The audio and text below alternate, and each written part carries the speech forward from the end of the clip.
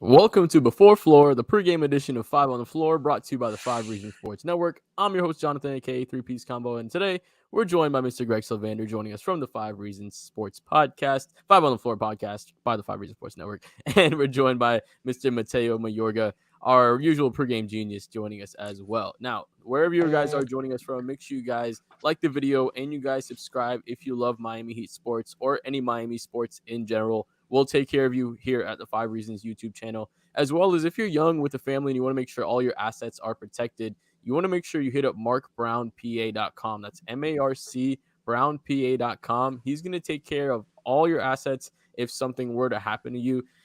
He's based out of the South Lauderdale area, so he services pretty much the entire South Florida area, and he also make sure you want to give your business to a Heat fan. So you don't want to give your business to a Celtics fan or a Lakers fan or a Knicks fan or a 76. I mean, there's so many fan bases you don't want to give your money to. Make sure you give it to a Heat fan.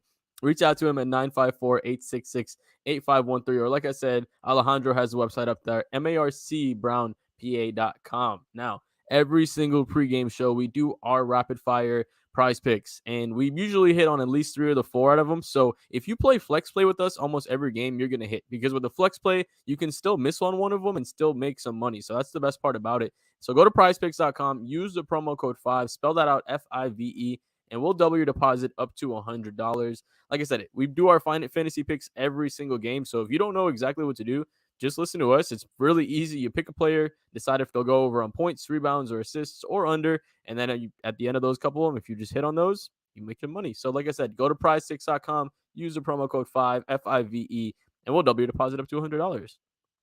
Early afternoon game here versus the Atlanta Hawks. Mateo brought it up actually a little bit before we went live. It's the earliest game of the season thus far, and it's a 5:00 game, so it's going to be a little bit different from what we're normally used to. But we're going up against a Hawks team that's a little bit better than what we closed out against in the playoffs, right? This is the first matchup of 4 in the regular season, and Atlanta has shown with the contributions from the guys they've gotten, they've been a good team. So Mateo, what have the Hawks been doing to achieve success this early in the season? Well, John, DeJounte Murray and Trae Young can get into the lane whenever they want to and score from there. They are so fast. They don't need a pick to create separation and put a defender on their back hip, creating a 5-on-4. As a unit, the Atlanta Hawks are also one of the 7 best teams in mid-range efficiency per NBA stats.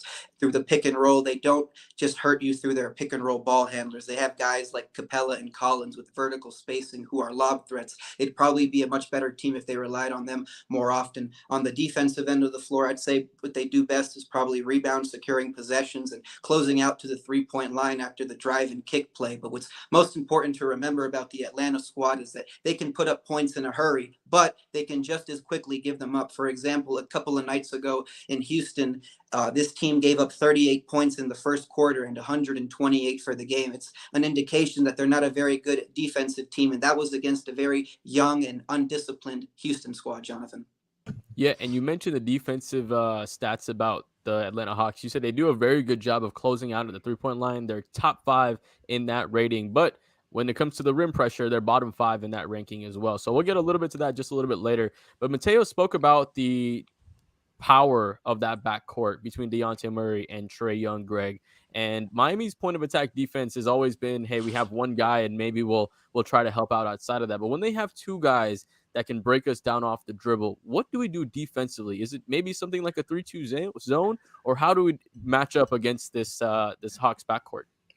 Now, if it was the playoffs and Jimmy was playing, you can scheme for it differently. But on an afternoon, like today, I think that it's going to be a lot of zone, maybe like press into a zone so that they can try to make those guys uncomfortable. Atlanta's an interesting team. I mean, to be as good a team just scoring wise, but I think they're 29th in 3-point shots made. Like, that's just an interesting mix that they're able to get to the rim as much as they do, shoot from the mid range. So there's really no easy answer. They're not going to individually be able to stop these guys. There's not really those type of players on the Heat's roster. I mean, you could obviously put Bam on one of them, and it may come to that at some point, but that's obviously not a traditional way to play. So I think it's much more likely you're going to see a ton of zone mixed in. And that I would just watch for the press. I think that's the one thing that they could maybe mix up a bit and try to get them to turn the ball over. Yeah, it's very curious about this Atlanta Hawks team. You'd expect a team with Trey Young to be a really good three-point shooting team, but like you alluded to, they're averaging just under 10 a game. And something as well is they brought Dejounte Murray to help with the playmaking, and they're 29th in that ranking when it comes to assists per field goal made as well. So they're not doing a great job as far as playing as a team quite yet, but they're doing a good job of, like you said, breaking down the individual player. So let's make about one guy who did a really good job of breaking down the individual player. Bam Adebayo, Mateo, his last game out was something you want to see a little more often, and not just the numbers, but just the way he approached the game. The aggression, the ability to be assertive on all of the takes. I think that's what you just want to see a little more consistently. And I think this season you're starting to see that more because out of necessity, less and less players have the ball in his hands. Bam is gonna have to be the guy to do something. Like he has no choice. It's either Bam or Haywood Highsmith or Jamal Cain. Like Bam Adebayo has to take those shots. So Mateo, what does Bam Adebayo have to do tonight against the matchup of Clint Capella and John Collins to be as successful as he did in the last game? Well, I think he has to be very aggressive as the roll man after a pick to get going downhill. Maybe some dribble handoff action to also get a head of steam rolling towards the lane. But I think Bam is someone who now you can give the ball to on the baseline and tell him to get to work. I saw him in the last game put his shoulder down into an opponent, posting them up and burying some shots into the lane. He is someone who this season is only making 52% of his of his field goals assisted. Last year it was 60%. He is someone who is becoming a better scorer every year of his career, and now he's someone who you can almost tell him every time, please go get a bucket. Well, within the lane and from almost 10 feet inside. But he is someone who the Heat are going to need to rely a lot upon, from tracking the ball handlers on misses to get also putbacks in this game, Jonathan. Yeah, absolutely. I think he's going to be a really important component tonight because, like we said, they're bottom 5 in points in the paint. And Bam just loves that little, like, just 1 foot inside the paint jumper off that little hezzy that he learned from Jimmy. Like, it's just he goes inside, takes 1 step, 1 dribble, and he takes that high arcing jumper. So let's get to the matchup of attacking the Hawks defense, Greg. Like we talked about, top 5 when it comes to guarding the 3, but they're bottom 5 when it comes to points in the paint. How can Miami create an inside out game plan to have a balanced enough attack to win tonight? Well, I think we all know that like they have to shoot well from 3. They got a victory recently where they shot subpar from 3, and that's just few and far between. You feel like this team has to shoot well. So that's part 1, but that's just really simplifying it. To me, I would really spam as much Tyler Hero and Bam Adebayo stuff as possible in the 2-man game. I'm sure Max is going to try to get involved there as well. Kyle Lowry has done a great job as well. I mean, I don't want to shortcut that could be also how they combat some of this, but I think Mateo hit on it in terms of a really aggressive Bam Adebayo that's going to get those bigs in foul trouble. That's the kind of game that they want to go for. I just don't know that Miami necessarily wants to try to keep up with this team offensively. So that's just an inch. I think it has, this game in particular has a lot more to do with how they play defense versus how they approach offensively. Yeah, with one of the highest scoring teams in the league, or one of the higher scoring teams, this Miami team struggles a little more to create those offensive opportunities. So, like you said, it's going to be on limiting their offensive opportunities to make sure that we're able to match rather than up play on the offensive end or try to match what they're doing offensively. So let's get into the prize picks rapid fire. And Mateo, we'll start with Bam Adebayo. Phenomenal performance last time out. You picked the over. He went over. This time, I'm going to give you it again. Points, rebounds, and assists, 35.5 tonight. Are you going over on that or under on that? I'm going to go slightly under, but I think he's going to have a very big game because the Atlanta point of attack defense is relatively weak outside of Murray and Holiday. So I think Bam is going to create a bunch of breakdowns when he gets the ball back on a roll. So usually he's money scoring inside the paint, and if he keeps going what he did last game, it'll certainly be the case tonight. But I'm going to go slightly under tonight, Jonathan. 35 is a bit high for me. Yeah, it is a little bit. I think they raised it last time. I think it was I think it was 33.5 last time. So it went slightly over. The other guy on the Miami Heat prize picks, Greg, is Kyle Lowry. They have him at 16.5 points. Are you going over on that or are you going under on that? That's tough because now that you have Max back, you have Duncan back, you have Tyler in the mix. You would expect maybe his scoring to come down a bit.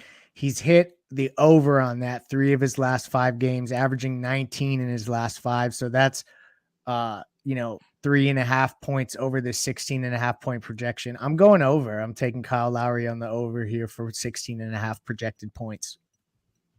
Now they don't have any other Heat players, but I'm going to throw you guys one more. They have Trey Young at 27.5 points right now. Miami loves to cut the head off the snake and try to let anybody else beat you. I think Dejounte Murray has a good game. I don't think Trey Young has 27.5 points. I think, like Greg said, we're going to force them to run as much time off that shot clock as soon as possible and just force the ball out of Trey's hands and make those other guys beat you. I don't think Trey Young gets to 27.5 over the last couple of games he's had. It's against the Heat. He's only been over it out of the last, let's see, what is that? Last 6 games, he's only been over 27 twice. So against the Heat. So I'm going to take the below on that one. Mateo, kick us off on predictions and give us a key to tonight's game. I am going to go with a Heat victory. I think what they're going to try to do is to force the drive and kick play. The Heat are usually very good at defending the lane, but the reason they want to force Atlanta to shoot more from the outside is because in their building, they only make 29% of their triples, 32% for the season. They are not a very good shooting team. So I think the Miami Heat are going to take advantage of that through the use of their 2-3 zone. So Heat dub. Love it. Love it. Mr. Greg, how you feeling? I mean, I'm taking the Heat to win. I think that the bigger question here is how they get there. And shout out to Danny in the comments here where he said Gabe on Trey and Caleb on Murray. I think that that's an interesting way to go about this. I think Caleb can absolutely guard one of those guys straight up. I just think as a team, they'll end up playing a lot more zone. I still think that he can get this victory. They've been bad on the road so far, and they need to turn that around. 1-7 is not good enough. They're generally a team that can play at least 500 ball on the road. So I'm expecting them to try to clean this game up. I would take Miami to win. And this really comes down to you need your top guys, Bam Adebayo, Kyle Lowry, Tyler Hero, to play their best basketball. There's no other way to get around that. You need your highest paid players to play like it.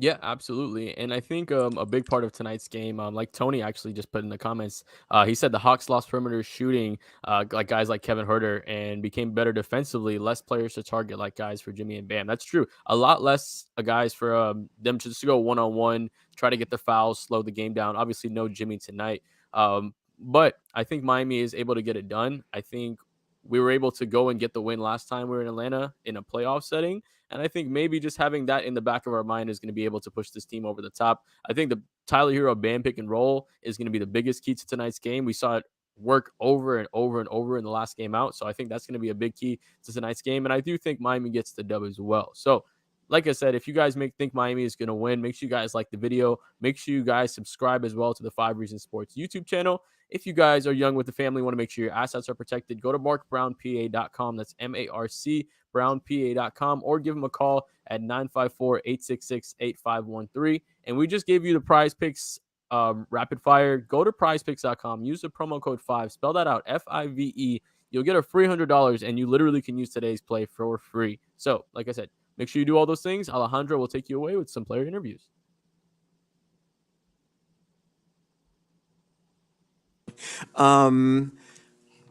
You keep talking about the institutional gains you make by playing all these games. Did you see a payoff from that? Another close game and Yeah, sort of without a doubt. I just think the level of communication, level of calm, level of competition in those moments of truth.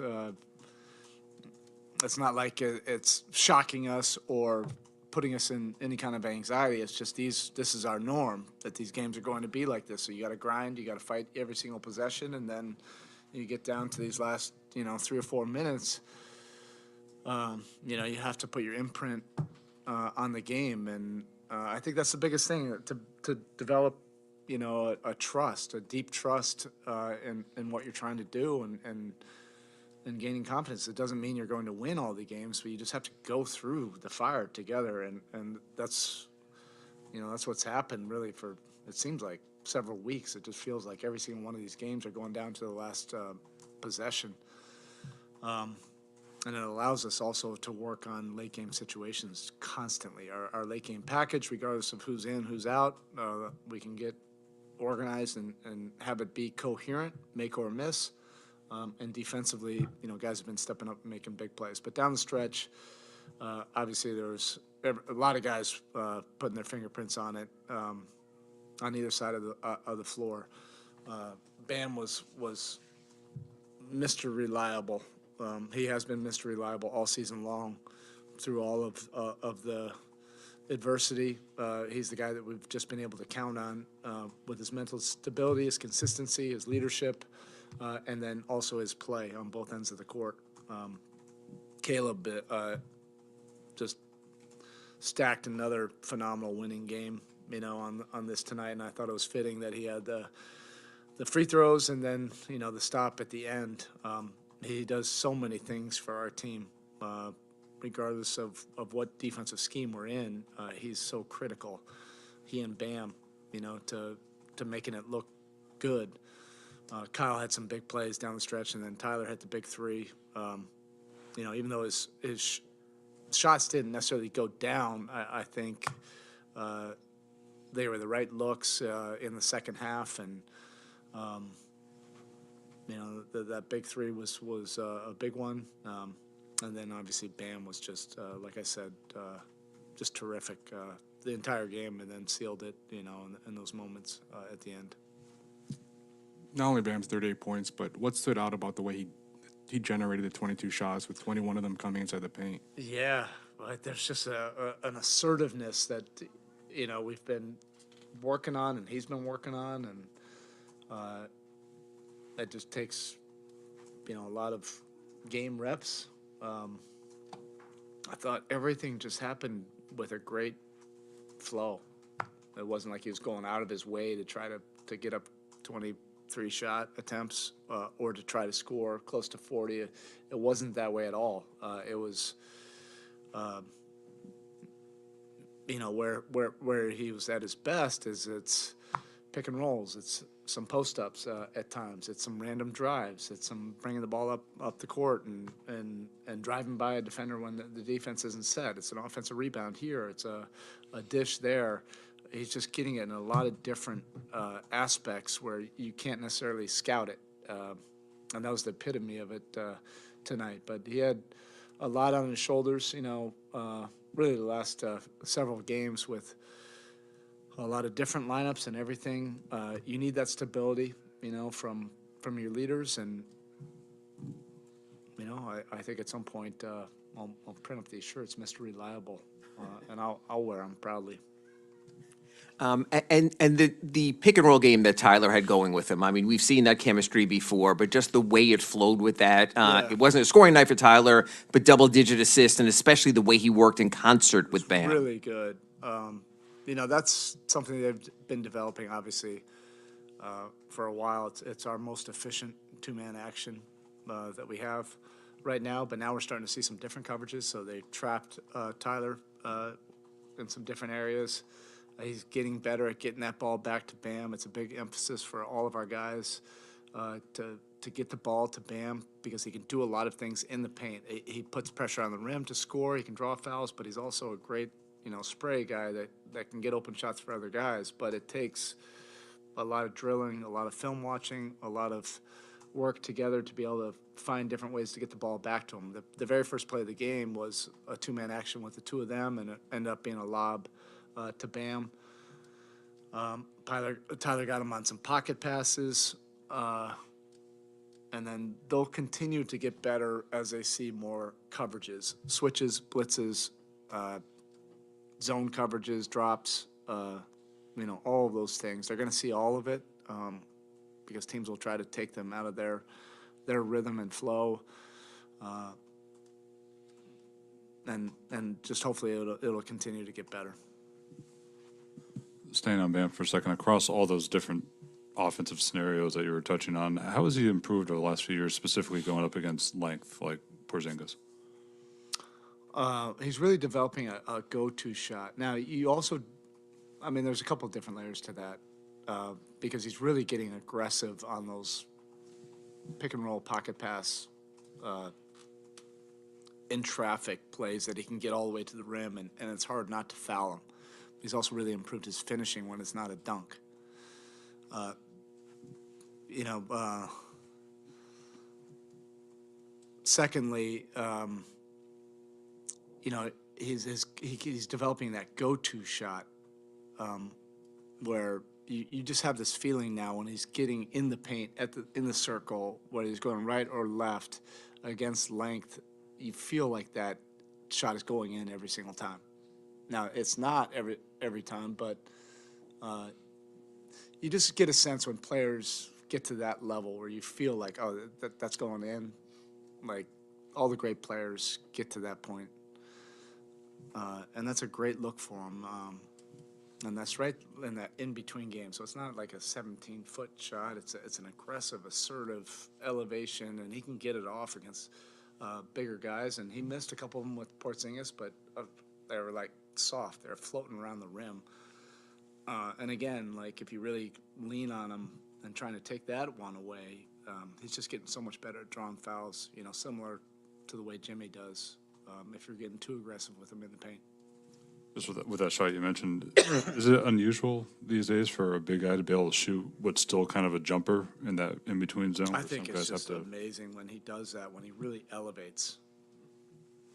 You know, when he gets off the floor and his release point is now over 7 feet. I think that's his best version of that pull-up. And there's an area of the floor where he's just extremely efficient. It seemed like one of the switching points this game in the third quarter was going away from zone for a little bit there and did a good job creating a run, I guess, and switching in drop when Dedmon came in. Just what did you think of, it was specifically with the bench unit, but what did you think of those minutes that kind of created that run? They're really good. And there have been a lot of moving parts, but our second unit has been getting more comfortable. They've been giving us really good minutes where they've been able to either get us back into the game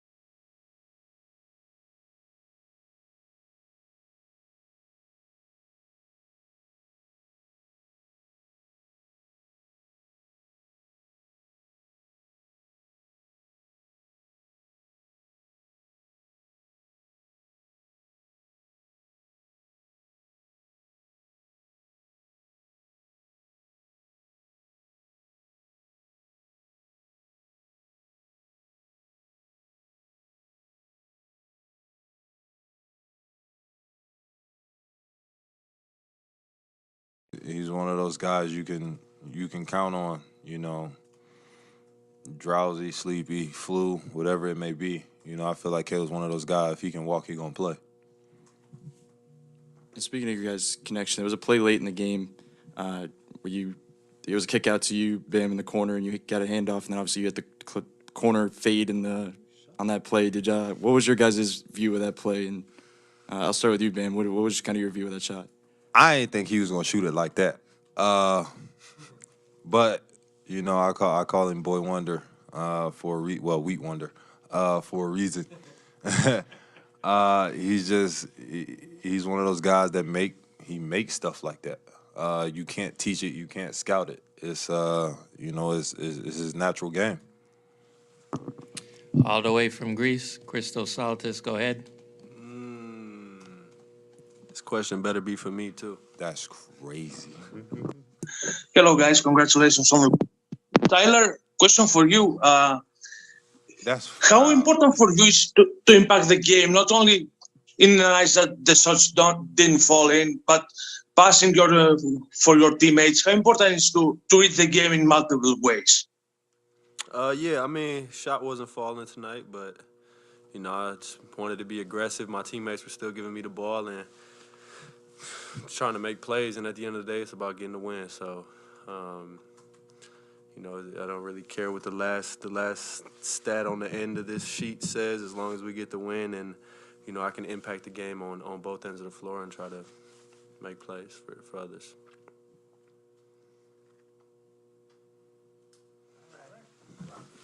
Black Lives Matter, people. Thank you, gentlemen. To ask for that Bam Adebayo or expect that Bam Adebayo every game, or is he the kind of player that you can just, in Bam, we trust in games like this? Well, I think, before the game, I said, Bam, you're going to have to hold it down, knowing that we were a little bit under the weather, myself, Caleb. Tyler wasn't 100%. Gabe out, Max out, Jimmy.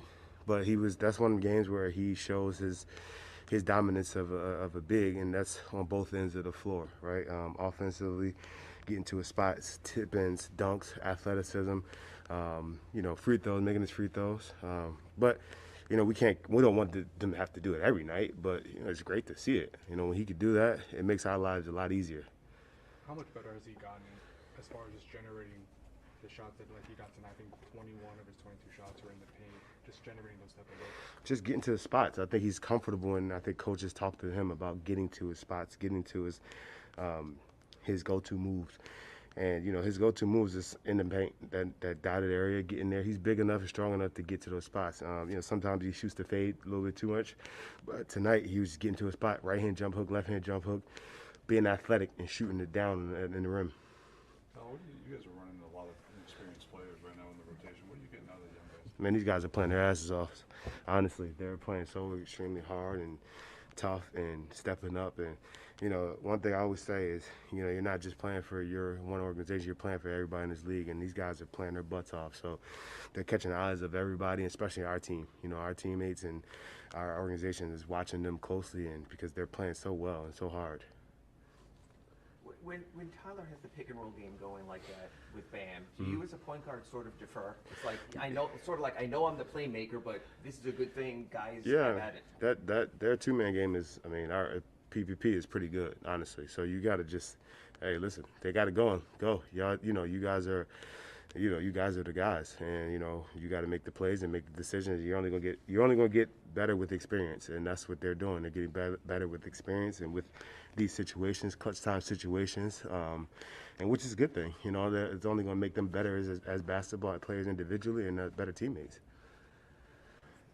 There you go. Up to probable, and then no offense, you didn't look so great in the locker room even before the game. Yeah. How do you go from that to a 20-point game, 2 decisive free throws, and the final defensive stand? How did you muster all of this today? I don't know. I just think that typically I I'll always try to play unless it's like an injury where it won't really allow me to go, or it'll get worse as I play. And when I woke up this morning, I thought for sure I wasn't playing, and I just told him to wait to make a decision as the day went on. And then when I got here, I just was gonna play it by ear, and I felt like I could go. And Gabe was down too, so I figured I was like, man, I'm gonna just try to give what I can. Take us to that final sequence, and 2 things: just defending Brad on that final play, And was there ever thought of the foul to prevent a three-point shot? I didn't really think about fouling. I just, I take pride in trying to get stops. And as a defender, those are the type of matchups and situations that you dream about. Game on the line, you go against a guy like Bradley Beal with the ball, late shot clock. Those are the type of plays I dream about. So that's definitely a situation that I really want to take the challenge on and just try to make it as tough as possible. Caleb, I know you always want your teammates to be healthy, but has this stretch with guys in and out, not knowing who's playing, has it been beneficial to you just in terms of getting into a rhythm? Yeah, I think it's been good just to be able to. It just makes you mentally have to get into an aggressive mindset, just knowing that typically taking a back seat that you can't really afford that because everybody has to step up more. Even guys, rookies and everything, everybody's playing more minutes and get more opportunities and more shots, and those are great times to take advantage to show what you can do. Caleb, you obviously saw the work you put into your three-point shot last year, the results of that, but how nice is it to see it kind of carrying over? Yeah, it's always nice when shots are falling and be able to, when you're getting into a good groove, and I feel like just the more I keep playing, I just get more comfortable. And, and those guys are believing in me, and they're kicking it to me, and they're telling me to keep shooting, so I'm going to just keep shooting. Caleb, what's it like to see a guy like Haywood Highsmith? You can always make an argument. He's this year's Caleb Martin for the Heat. Fourth quarter minutes, he's the guy. He's closing with you, hits a three, making shots. What's it like to see him, just like you a year ago, get your chance? I mean, you love those type of stories with guys like that. You see, not everybody gets to see how much work he puts in, and he's in here all the time. Obviously, like a lot of our other guys too, a lot of young guys put a lot of work in. So it's always nice to see them guys be able to carry it over to real live action, especially being down the stretch and winning a game like this. Obviously you love that for him. Well, what's it like to play in close game after close game, and what are the benefits, I guess, of that, if there is any? I mean, it gives you a playoff feel, especially playing. I think we played them 3 times in, like 8 days or something like that. So just the fact that you get to, they're making adjustments, it kind of feels like the playoffs a little bit, at least from my first experience. It seems like the same team but different game. And so it'll help us down the road, but it's a little tough staying mentally locked in because it is the same team, and obviously you want to see different teams all the time. But it'll be really good for us down the road. Thanks, Caleb. Yeah, appreciate y'all.